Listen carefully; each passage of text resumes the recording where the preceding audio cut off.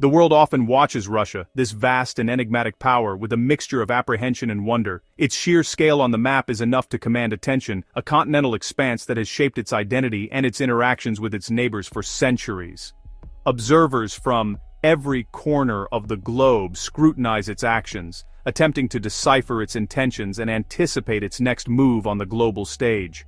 Amidst this constant analysis, a recurring and formidable question arises in diplomatic circles, military academies and strategic think tanks alike. Can Russia truly be defeated? The very idea seems to hang in the air, charged with immense historical weight and profound geopolitical tension.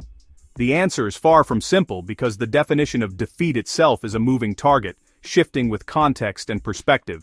Does it mean the complete military capitulation of its armed forces on the battlefield, a scenario that history suggests is extraordinarily difficult to achieve against a nation of this size? Or does it imply a fundamental change in its political leadership and system of government, an internal transformation often referred to as regime change?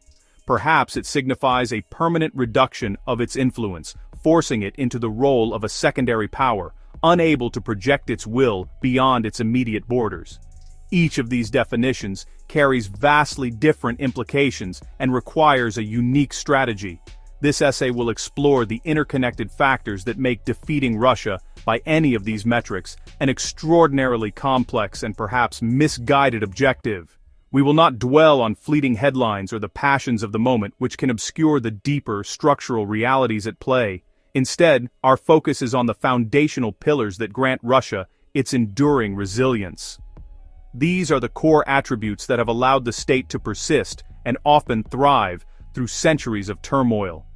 These pillars are a composite of a deep and often weaponized historical memory, a vast and unforgiving geography that provides strategic depth, a formidable military power, modernized and backed by a massive nuclear arsenal, and a shrewd understanding of political strategy, both at home and abroad. Each of these elements reinforces the others, creating a complex, interwoven structure that has weathered immense storms over centuries. Understanding this structure is the first step to answering our central question. History isn't just a school subject in Russia, it's a living thing. It shapes how people think and how the government makes decisions. Russians remember many stories about being invaded, fighting back, finally winning, even if it cost a lot. Mongol armies that ruled for hundreds of years Poland, taking over Moscow in the early 1600s. The story is always about facing dangers from other countries. These events aren't just old stories, they're used to make people feel very patriotic, believe Russia must protect itself from outsiders. This way of thinking makes people ready for tough times, and to see helping their country as necessary when there's trouble. The biggest hurts came from wars in the 1800s and the 1900s. Napoleon's huge army, the strongest, then marched into Russia, swallowed by vast lands and destroyed by the harsh winter of 1812. That win became a key part of Russian identity, showing sheer will, and the land itself could defeat the strongest attackers. Russia's single greatest strategic asset may not be a weapon at all, but the land itself. As the largest country in the world by area, spanning 11 time zones, its sheer scale is an almost insurmountable obstacle to any invader. Conquest requires defeating an army and occupying and controlling vast territories. Supply lines stretch thousands of kilometers across inhospitable terrain. An invading force finds itself thinly spread, vulnerable to guerrilla tactics, struggling to pacify a population scattered across a continent. Russia can trade land for time, retreat deep into the interior to regroup, then launch counter-offensives when the enemy is overextended. Russia's harsh climate, especially brutal winters, amplifies this advantage. Napoleon's campaign unraveled as general winter set in.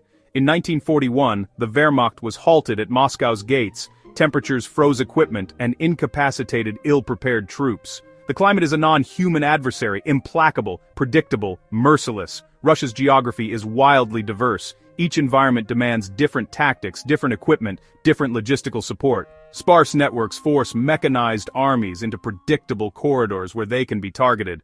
Beyond its conventional forces, which are formidable in their own right, Russia's strategic posture is defined by an asset that fundamentally alters the calculus of modern warfare. This is, of course, its nuclear arsenal. With an estimated inventory of nearly 6,000 warheads, Russia possesses the world's largest and most diverse stockpile of nuclear weapons.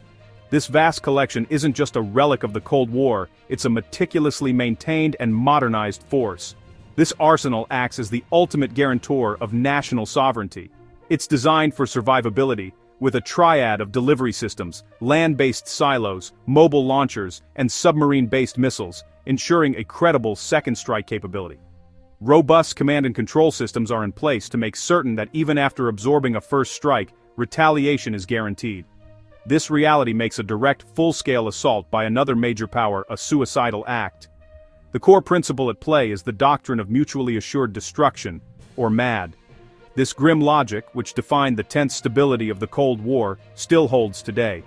No rational leader would risk the complete annihilation of their own country, its cities, and its population, in an attempt to defeat Russia. This nuclear shield renders Russia effectively immune to the kind of existential threats that non-nuclear states might face, placing a hard ceiling on the level of escalation any adversary, no matter how powerful, will ever risk. Even a limited conventional engagement on or near Russia's borders carries the terrifying, ever-present risk of escalating into a nuclear exchange. This is not just a theoretical danger. Russia's official military doctrine explicitly allows for nuclear use, not only in retaliation to a nuclear attack, but also in response to a conventional attack that threatens the very existence of the state. This concept, sometimes termed the escalate to de-escalate policy, involves the threat or use of a limited nuclear strike to shock an adversary into backing down from a conventional conflict. The inherent ambiguity and immense danger of this doctrine force opponents to act with extreme caution.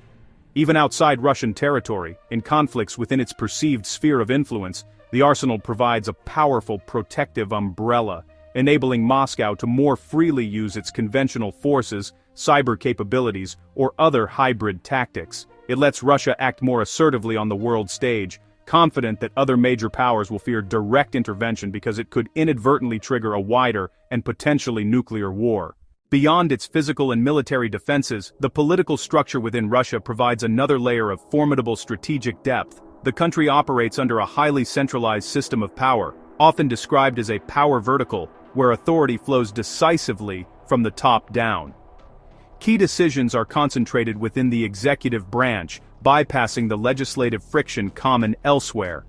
This structure allows the Kremlin to make and implement strategic decisions with remarkable speed and with a singular unity of purpose, a stark contrast to the often slow and contentious policy debates inherent in deliberative Western democracies.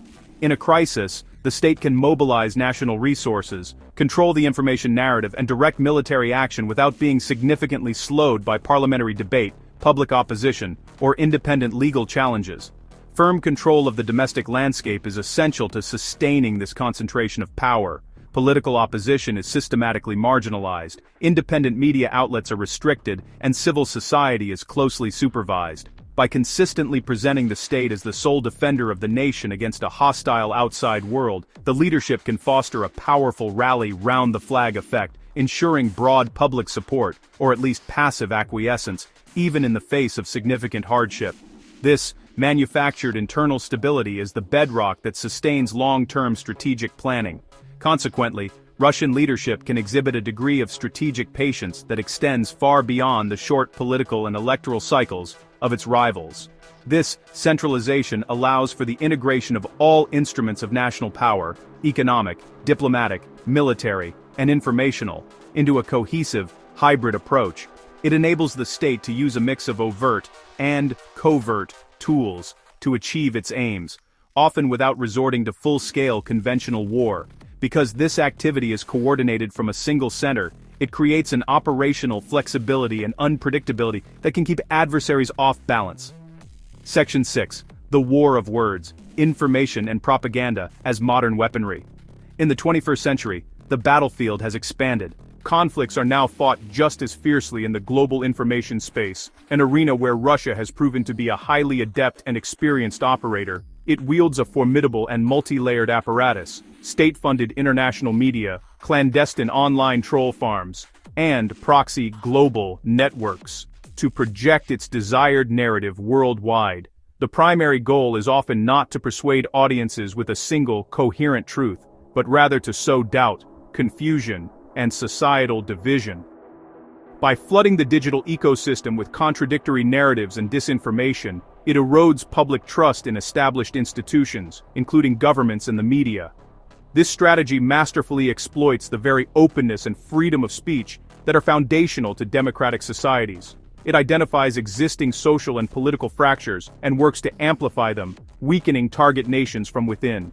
While countermeasures like fact-checking and content moderation matter, the sheer volume of the information flow is relentless and difficult to contain. The most effective answer is a long-term one, to methodically rebuild societal trust and foster digital literacy and resilience at home.